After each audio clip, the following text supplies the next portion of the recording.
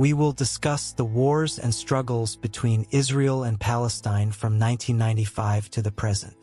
In 1992, Isaac Rabin, the leader of the Labour Party, which came to power in Israel, signed the Oslo Accords in 1993 and 1995. These agreements granted partial control to Palestine in the Gaza Strip and the West Bank. Isaac Rabin believed that this new agreement would largely solve the issues between Palestinians and Jews. However, these privileges were met with significant opposition from a considerable portion of the Israeli public, especially the far-right factions who strongly opposed giving control of the lands seized by Jews to Arabs. One of those angered by this agreement was a 25-year-old Jew named Yigal Amir. Isaac Rabin, who attended a peace rally on November 4, 1995, was shot and killed by Yigal Amir. This assassination was an indication that the peace talks between Israel and Palestine did not resonate fully with the Israeli public. With Rabin's death, the attempts to establish peaceful relations between Israel and Palestine came to an end. After this incident, Israeli politicians generally refrained from conceding to Palestinians.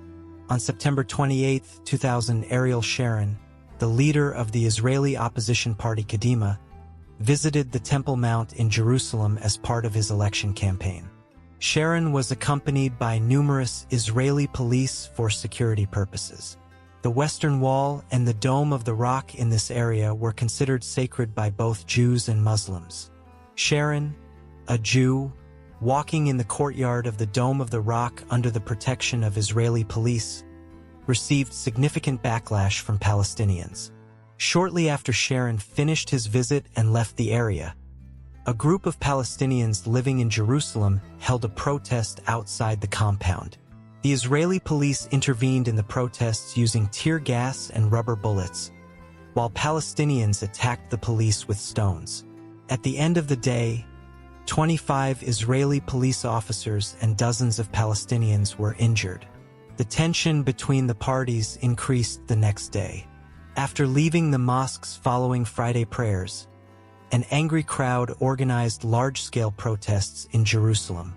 The Israeli police responded to the protests with live ammunition, resulting in 7 Palestinian deaths and more than 300 injuries.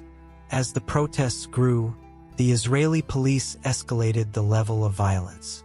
In the following days, as the events continued, the Israeli police killed 47 Palestinian civilians and injured more than 100 Palestinian civilians. On October 12, 2000, while the protests continued, 2 Israeli soldiers who entered the city of Ramallah under their control were arrested by Palestinian Authority police. The plan was to bring the soldiers to a Palestinian Authority police station and detain them. However, a group of Palestinians waiting in front of the station stormed the compound, killing 2 Israeli soldiers. In response to this incident, Israel carried out an airstrike as retaliation and destroyed some targets belonging to the administration in the West Bank and the Gaza Strip. On June 1, 2001, a suicide bomber, this time a member of the Palestinian Islamic Jihad organization, attacked the Dolphinarium, a nightclub on the Tel Aviv waterfront. The explosion killed 21 Israeli civilians and wounded 132 others. Until late 2001, such bomb attacks by Palestinian organizations continued. More than 70 Israeli civilians were killed in these attacks targeting civilians. The attacks were mostly carried out by the Islamic Jihad organization and Hamas. A summit was held in Beirut, where a peaceful plan to end the Arab-Israeli conflict was agreed.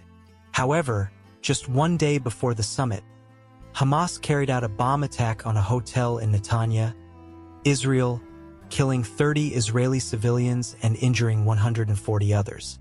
Hamas does not support a two-state solution between Israel and Palestine and has advocated a complete Israeli withdrawal from Palestine. The fact that the attack took place just before the Beirut summit to seek a peaceful solution can be seen as an indication that Hamas does not support this summit.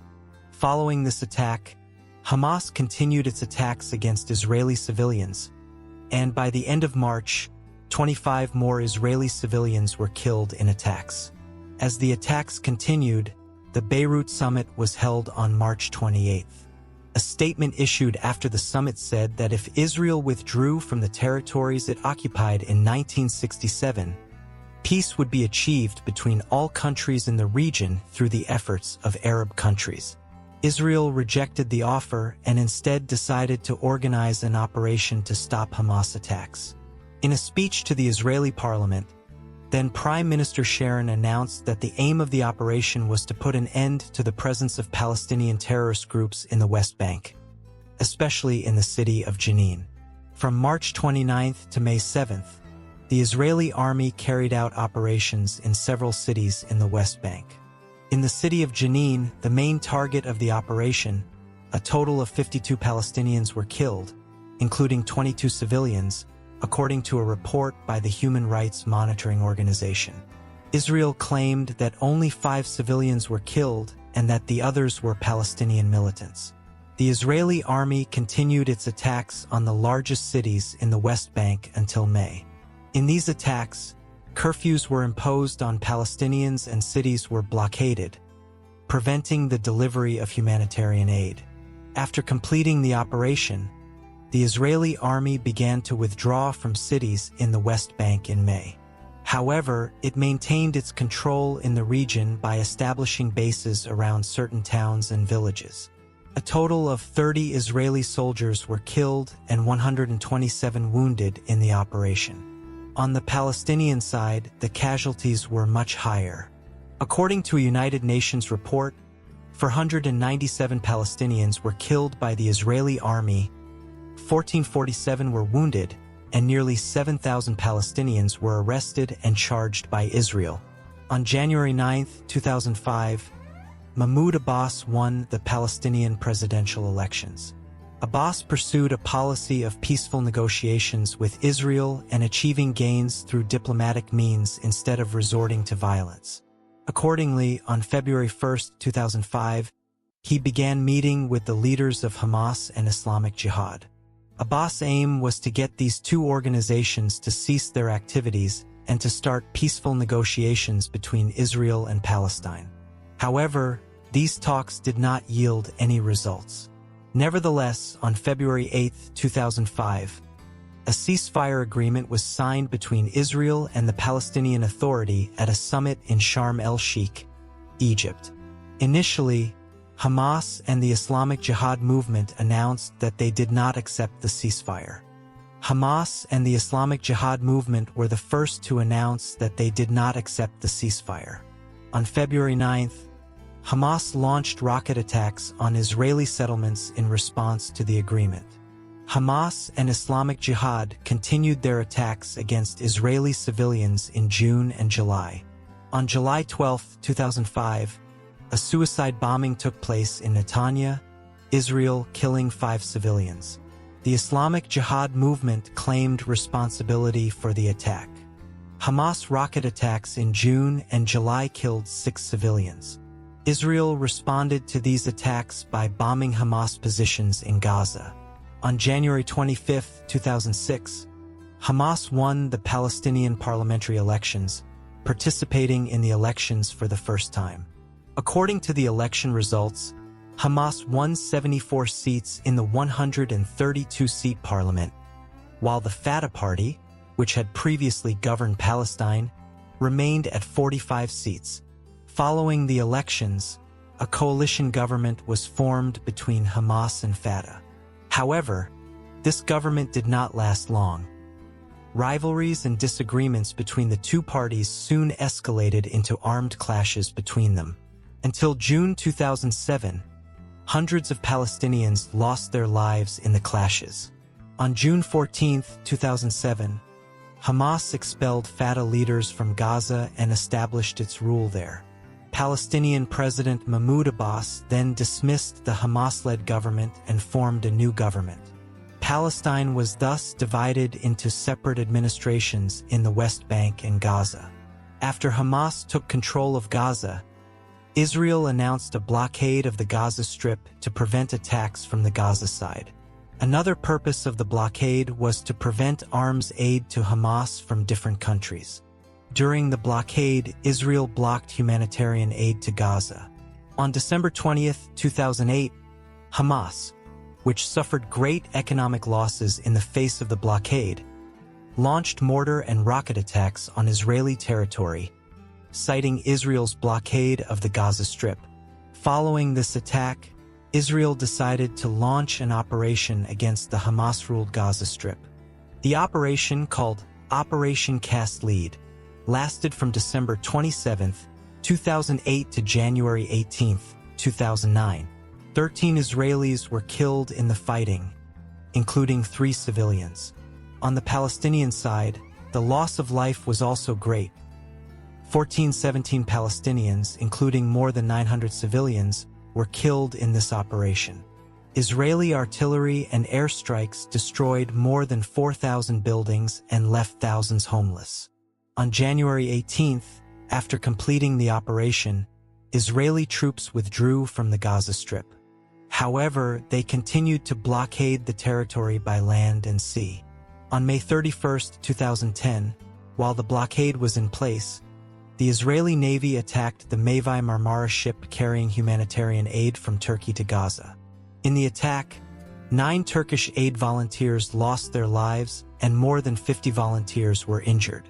Following the Mavi Marmara attack, Israel decided to ease the blockade and renewed the list of goods that could enter Gaza on June 20th as a result of increasing pressure from the international community.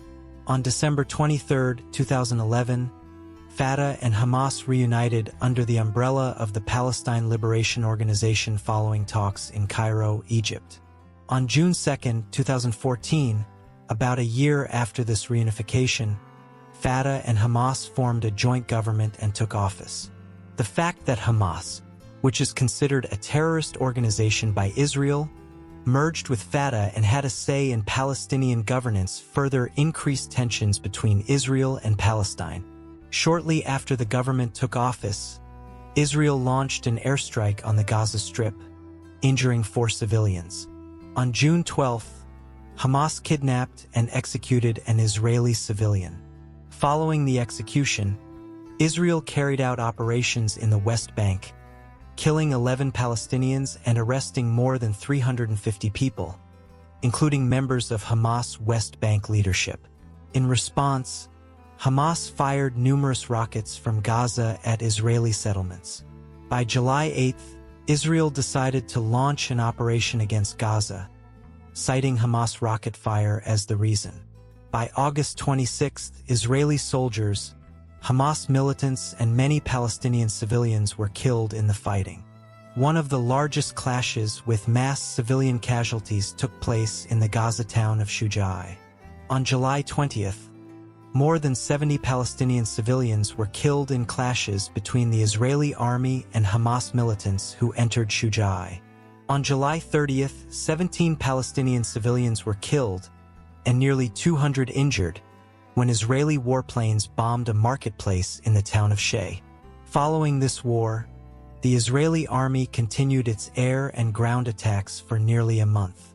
On August 26th, a ceasefire was declared with Egyptian mediation and the Israeli army withdrew from Gaza.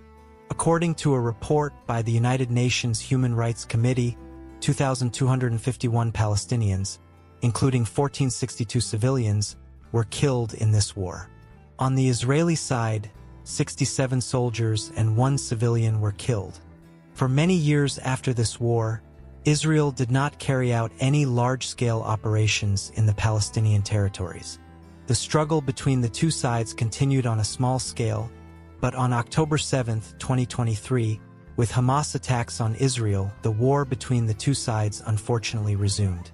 Unfortunately, as in other wars, it is often civilians who continue to suffer.